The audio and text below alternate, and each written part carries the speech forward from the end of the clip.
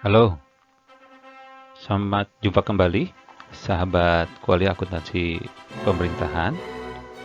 Pada video kali ini, kita akan membahas terkait dengan tujuan pengadaan barang dan jasa.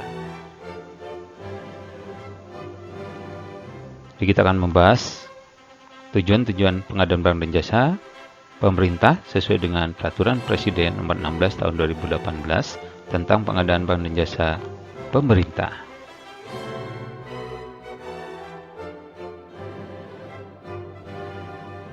Baik, apa saja tujuan pengadaan barang dan jasa pemerintah? Karena seperti yang kita bahas di video sebelumnya, hampir 70% dari anggaran pendapatan dan belanja negara atau anggaran pendapatan belanja daerah, artinya 70% dari anggaran instansi pemerintah itu digunakan untuk pengadaan barang dan jasa.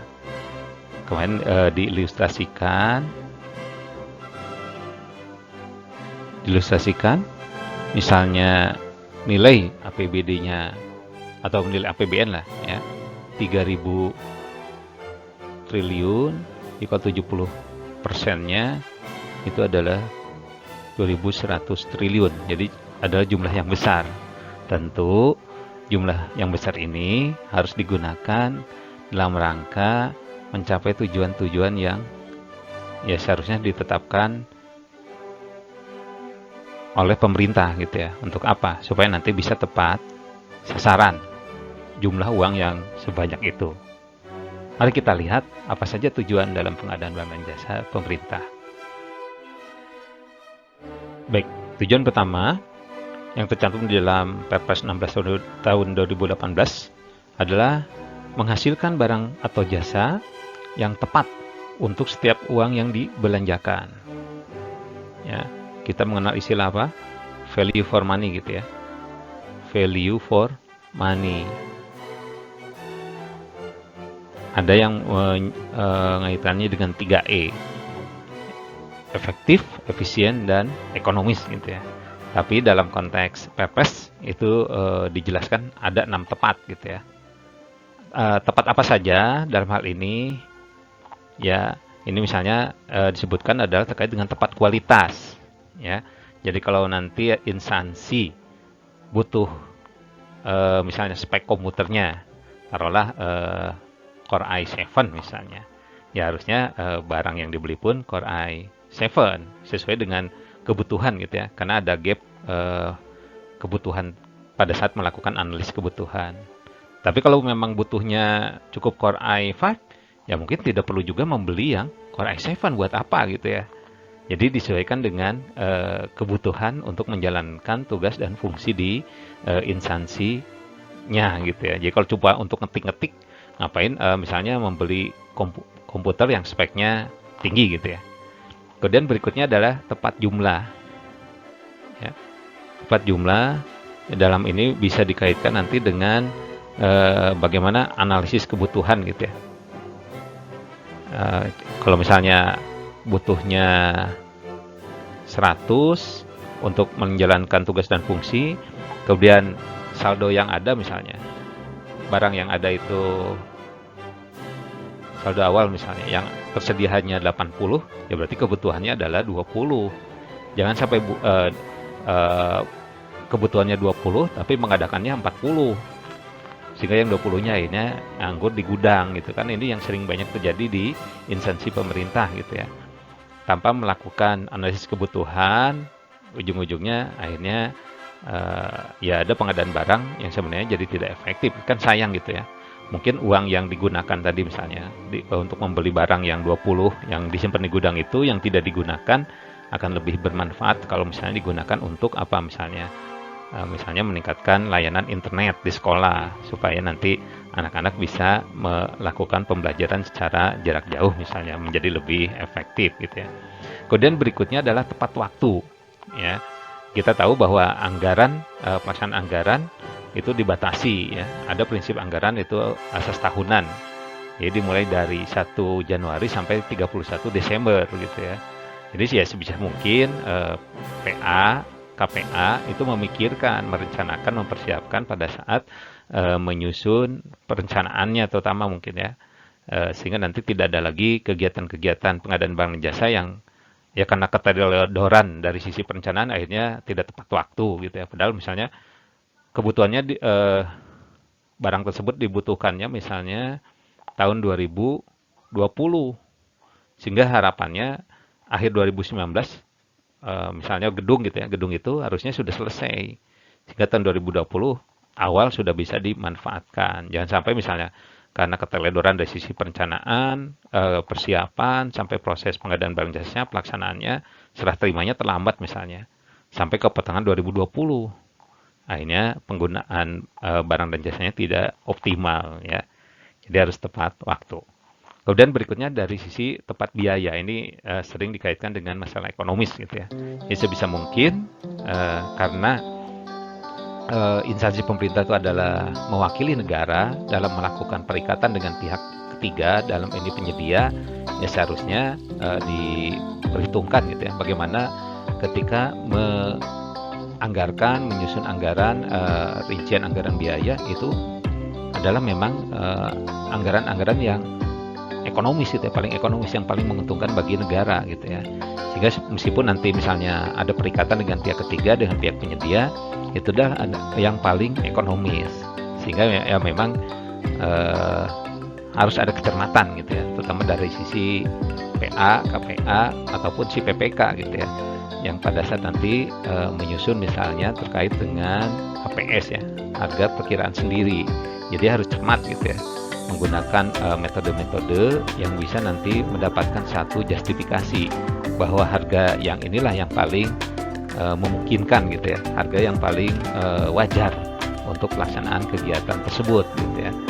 Jadi dari si instansi pun harus punya gambaran biaya yang paling wajar untuk melaksanakan kegiatan pengadaan barang jasa tersebut. Terlalu tinggi tentu di situ nanti ada kaitannya dengan praktek-praktek korupsi gitu ya. Tapi kalau terlalu rendah juga mungkin nanti tidak akan ada gitu ya penyedia yang mau menawar kegiatan itu gitu ya. Tidak ada yang mau melaksanakan kegiatan itu. Ujung-ujungnya juga nggak bisa dilakukan sehingga nanti bisa melihat istilahnya supply and demand gitu ya. Nanti equilibriumnya itu atau keseimbangannya itu ada di titik mana. Nah ini memang perlu kecermatan dari sisi si PA, KPA atau yang ini PPK gitu ya, yang bisa saja didelegasikan tadi kewenangannya ke PPK. Kemudian berikutnya adalah tempat lokasi ya. Jadi misalnya kalau kegiatannya untuk kebutuhan yang tersebar sampai ke kecamatan-kecamatan ya memang misalnya penyerahannya memang harus dilakukan supaya langsung di drop gitu ya ke lokasi-lokasi yang ada di kecamatan ya, sehingga nanti ini berkaitan dengan anggaran biaya. Ini yang terjadi misalnya di kegiatan bansos ya, yang kadang-kadang sering terjadi. Misalnya kegiatannya tersebar ke kecamatan ya, ada 10 kecamatan. Waktu menganggarkan hanya misalnya beli berasnya saja, misalnya anggaran untuk beli beras taruhlah 10 miliar gitu ya. Kemudian pada saat dihitung biaya untuk distribusi itu ternyata juga 10 miliar. Kemudian dari perhitungan dari tim anggaran pemerintah daerah misalnya, udahlah yang 10 miliar nggak usah dianggarkan. Ya kita beli berasnya saja. Nah, ini kan sebenarnya jadi berdampak kepada ketepatan lokasi. Jadi ketika nanti penyerahan barang, ya mungkin si penyedia karena tidak dianggarkan untuk distribusi, menyerahkan barangnya ya di kota kabupaten gitu ya. Jadi di ibu kota kabupaten, padahal kebutuhannya itu mungkin sebenarnya sampai distribusi ke kecamatan-kecamatan. Sehingga ini banyak misalnya berdampak karena tadi kesalahan perhitungan lokasi penyerahan barang, jadi KKN. Dari sisi apa misalnya? Nanti tim Satgas bantuannya akhirnya mungut kepada masyarakat. Siapa yang mau dapat beras, ya nanti nyetor misalnya 100.000 dulu. Jadi mau dapat bantuan malah nyetor ya. Nanti artinya memberi peluang nanti RT-nya ngutip, RW-nya ngutip, kepala desanya ngutip, jadi KKN berjamaah juga ujungnya gitu ya. Sehingga ya tadi ketika memperhitungkan lokasi ini berkaitan nanti dengan anggaran biaya. Jadi sebenarnya dalam rangka keberhasilan program atau keberhasilan satu kegiatan, sebenarnya penganggaran distribusi untuk distribusi sebesar 10 miliar bukan satu permasalahan dalam konteks pengadaan barang dan jasa tadi, value for money. Karena dengan adanya 10 miliar ini, ya, beras dapat terdistribusi dengan baik ke masyarakat.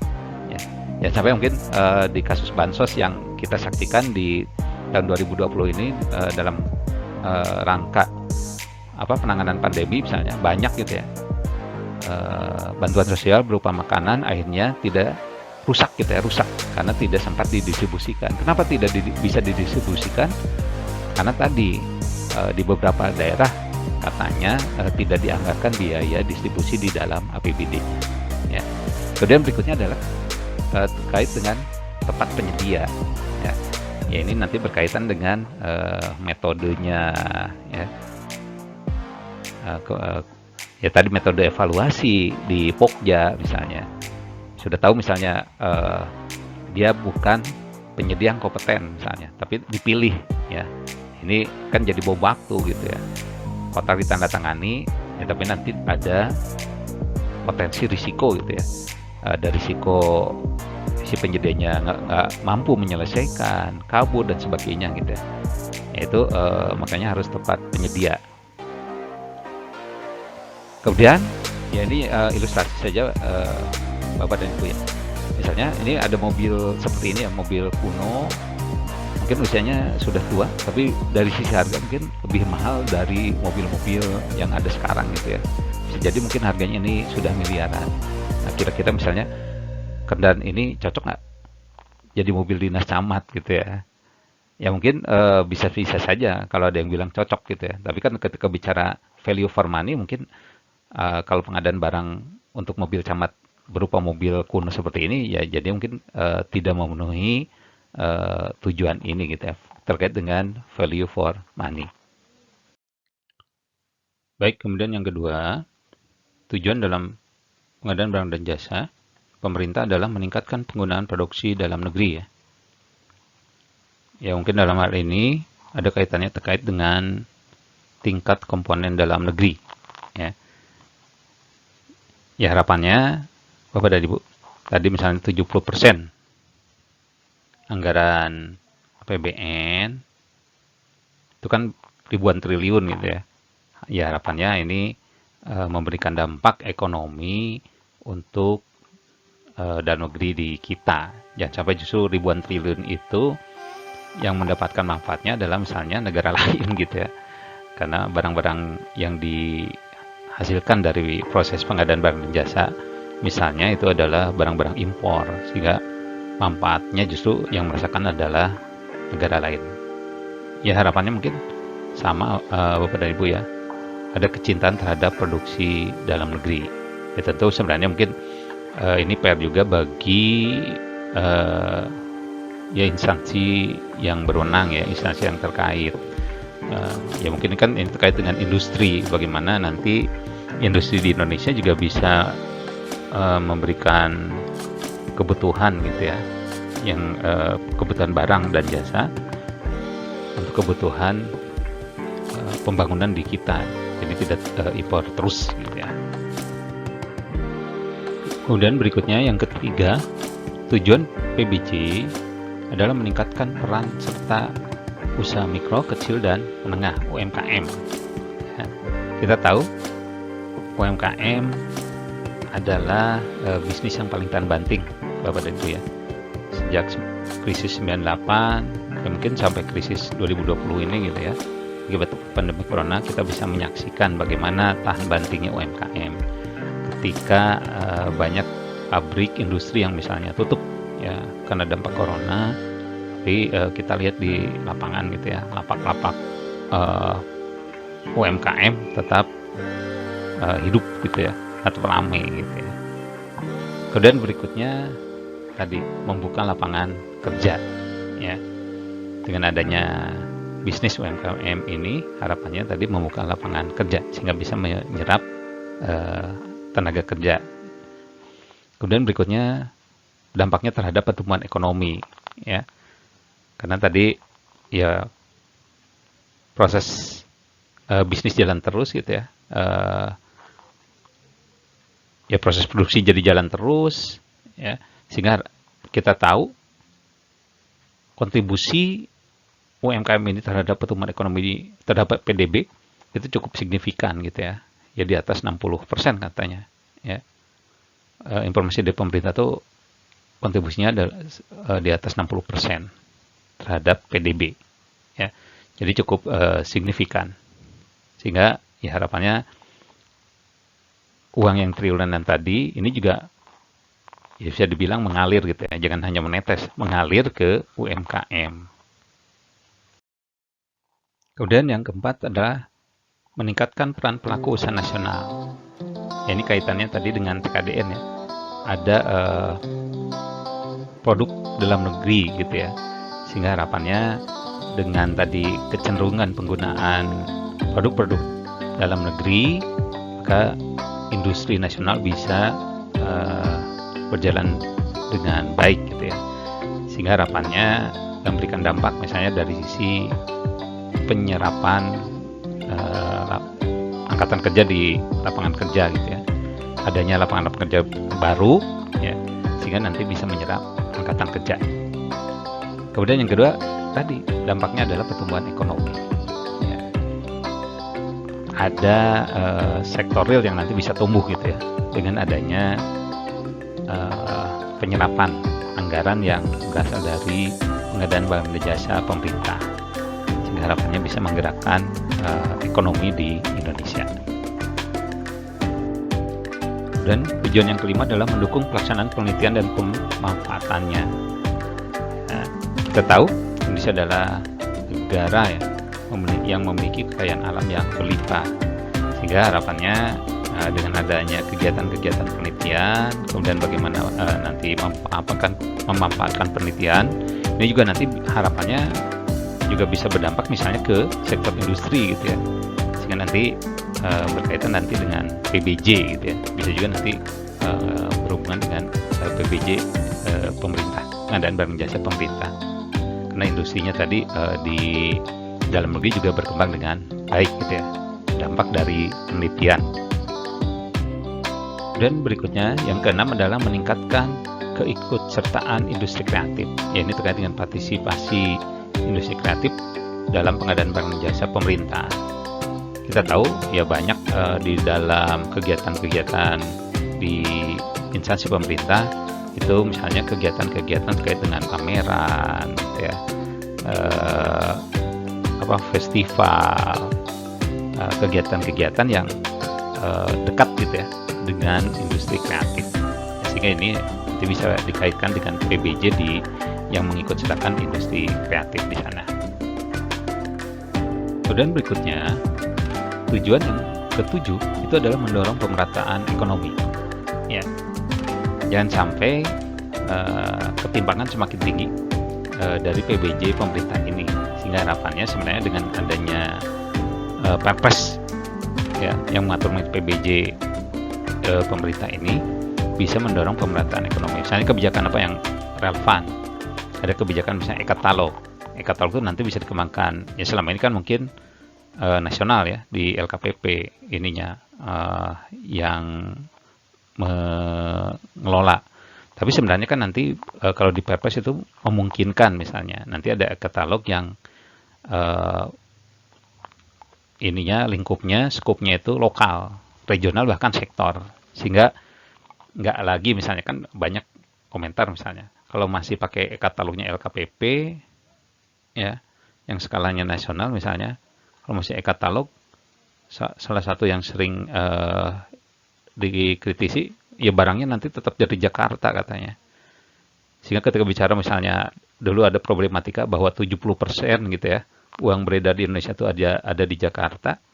Ya ini nggak ketimpangan jadi terus terjadi, sehingga di dalam Perpres misalnya di sini dimungkinkan nanti kalau masing-masing Pemda mampu ya nanti bisa saja nanti mengelola e-katalog lokal atau regional misalnya untuk wilayah satu provinsi, atau tadi sektor ya, nanti Kementerian Teknis yang membuat e-katalog misalnya, sektor kesehatan misalnya, sektor pertanian ya. Jadi akan menjadi lebih dinamikanya menjadi lebih baik gitu ya dari sisi penyediaan informasi.